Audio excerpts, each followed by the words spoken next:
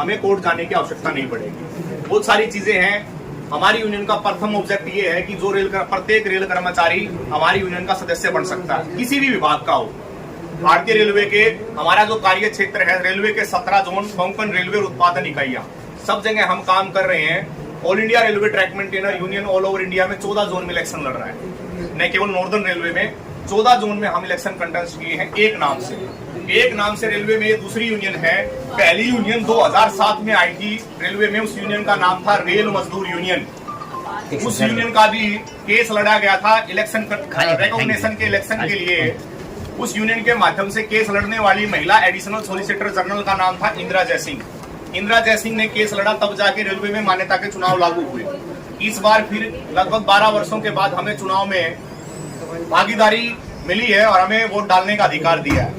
Railway देश की सबसे बड़ी अर्थव्यवस्था और यहाँ पर हर कोई कब्जा करना चाहता है। इवन रूलिंग पार्टी, अगर मैं बीजेपी की भी बात करूं, या उनका एक संगठन रेलवे में काम करता है बीएमएस के जरिए एफिलिएटेड बीआरएमएस, उनकी भी अगर मैं बात करूं तो वो भी आज तक रेलवे में अपनी सत्ता कायम नहीं कर पाए। इस बार प्रयास कर रही हैं।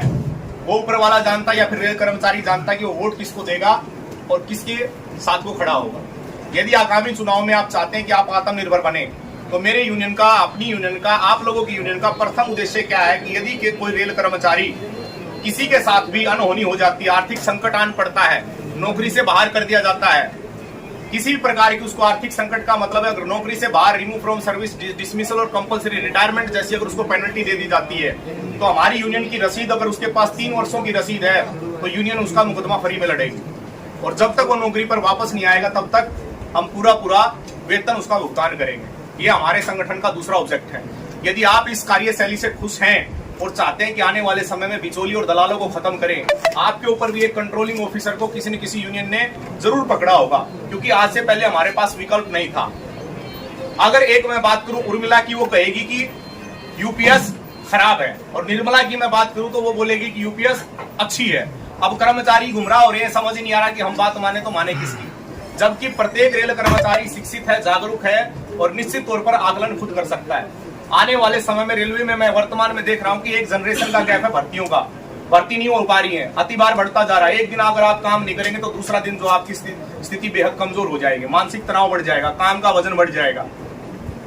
22 लाख रेल कर्मचारी रेलवे में होते थे, वर्तमान में 11 लाख है। यदि आप चाहते हैं कि 5-6 लाख रेल कर्मचारियों की भर्ती हो, तो मेरी आपसे दरख्वास्त है कि आगामी चुनाव में आप मोहर all India railway trackman union के निशान पर लगाइए, और आपको देखने को मिलेगा जैसे ही आप जीत कर आएंगे, सबसे पहला काम हम रेलवे में नए रेल कर्मचारियों की भर्ती करने का काम करेंगे। ये हमारा पहला इशू रहेगा। क्यों? क्योंकि इससे आम जनता को भी फायदा मिलने वाला है। रेलवे का अगर मैंने 5 साल का जो डेटा निकाला, उस डेटे के मुताबिक दिल्ली मंडल में करता है। आप लोग जो दफ्तरी काम करते हैं, सभी श्रेणियों के कर्मचारियों से मेरी दरख्वास्त है, हाँ, सभी से मेरी एक दरख्वास्त है कि आप लोगों के अंदर भी कौशल के तहत भर्तियां होनी शुरू हो गई हैं। मतलब रेलवे में जो एक परमानेंट एम्प्लॉय होता है, उस तरीके से काम अब नहीं रहा। रेलवे धीरे धीरे जब निगमीकरण, निजीकरण की ओर बढ़ रही है, तो इस पे कंट्रोल करना, तो सबसे पहले आपको रेलवे में निजीकरण पे रोक लगा के नई रेल कर्मचारियों की भर्ती करनी होगी। अगर नई भर्ती नहीं करते हो तो मेरा और मैडम का लगभग एक जनरेशन का गैप है, यानी कि भर्तियां समय पर ना होने की वजह से वो रिटायर हो गई, तो शायद उस सीट को फुलफिल करने के लिए बहुत ज्यादा लंबा समय लगने वाला है। और मैं नहीं चाहता कि आप मानसिक तनाव में रहें। यदि नौकरी सहज तरीके से करना चाहते हैं तो कृपया करके आगामी चुनाव में जो ठप्पा है वो ARTU के नाम पर लगाएं और 4 से 5 लाख भर्ती पाएं। ये तो पहली चीज। दूसरा, मेरा कहना कि हमारी यूनियन का सबसे बड़ा उद्देश्य क्या है? हमारी यूनियन का सबसे बड़ा उद्देश्य है प्रत्येक रेल कर्मचारी को सेल्फ डिपेंडेंट बनाना। वो कैसे? इस यूनियन की जो भी 3 साल की रसीद कटवाएगा, 3 साल अलग अलग साल में रसीद कटवाएगा, मेंबरशिप लेगा, तो उस व्यक्ति के साथ कोई भी अनहोनी हो जाती है, खुदा ने खास्ता, कोई भी compulsory retirement, dismissal, remove from service जैसी अगर मेजर पेनल्टी उसको दे दी जाती है, चाहे वो किसी भी विभाग का, किसी भी श्रेणी का कोई भी कर्मचारी हो, तो हमारी यूनियन इसको जब तक वो नौकरी पर वापस नहीं आ जाता तब तक उसको पूरा वेतन देगी, कानूनी सलाहकार देगी, फ्री में उसका केस लड़ा जाएगा, और किसी भी आर्थिक संकट में हम उसके साथ खड़े रहेंगे।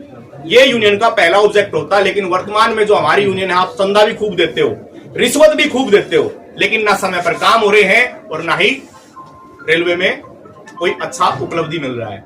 अब URMU से जुड़े लोग बोलेंगे कि यूपीएस खराब है, एनआरएमयू से जुड़े लोग बोलेंगे कि यूपीएस अच्छी है, ओपीएस की कोई बात नहीं करता, ओपीएस की बात ही नहीं कर रहे हैं, खुद ले रहे हैं, खुद लेने लग रहे हैं। खैर, सब जागरूक हो, हमारे से ज्यादा शिक्षित हो, हमारे से ज्यादा ऊंचा आपका ओहदा है।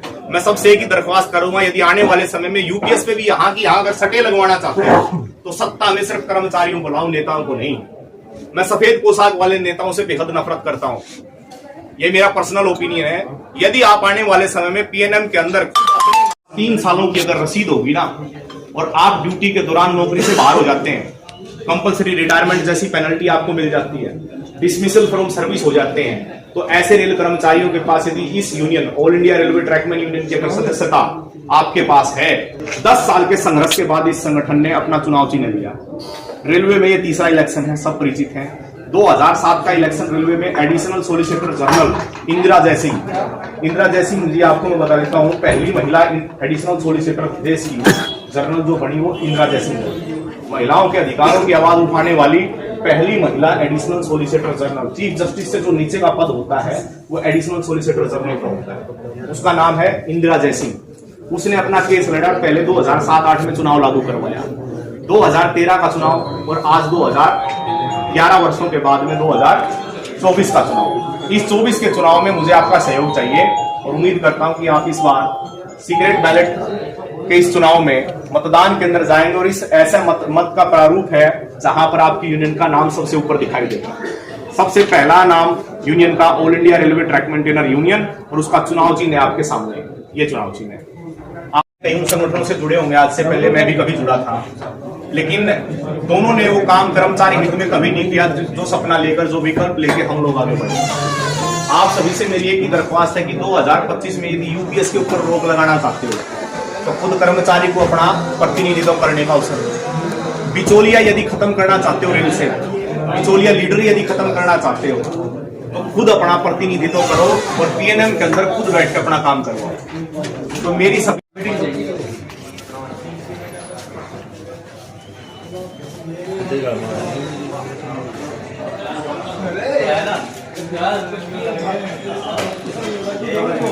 हमारे नेता नरेंद्र पंचाल राष्ट्रीय अध्यक्ष जी के साथ में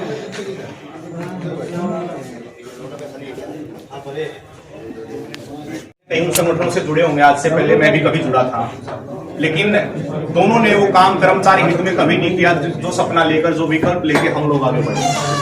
आप सभी से मेरी एक ही दरख्वास्त है कि 2025 में यदि यूपीएस के ऊपर रोक लगाना चाहते हो तो खुद कर्मचारी को अपना प्रतिनिधित्व करने का अवसर दो। बिचौलिया यदि खत्म करना चाहते हो रेल से, बिचौलिया लीडर यदि खत्म करना चाहते हो तो खुद अपना प्रतिनिधित्व करो और पीएनएम के अंदर खुद बैठ के अपना काम करवाओ। तो मेरी सब लोग बेहद ही खुशी है कि आज एआरटीयू को आज मान्यता प्राप्त यूनियन में चुनाव लड़ने का मौका मिल गया। इसलिए आज हम सभी ट्रैकमैन भाई इस खुशी में आज हम लोग मिठाई खा रहे हैं, बेहद ही खुशी है। और सभी भाइयों से भी एक गुजारिश है कि ट्रैकमैन भाई जितना भी है वो एआरटीयू के लिए वोट करें और अपने आने वाले भविष्य के उज्जवल बनाने के लिए वोट करें। एआरटीयू जिंदाबाद जिंदाबाद जिंदाबाद जिंदाबाद जिंदाबाद जिंदाबाद।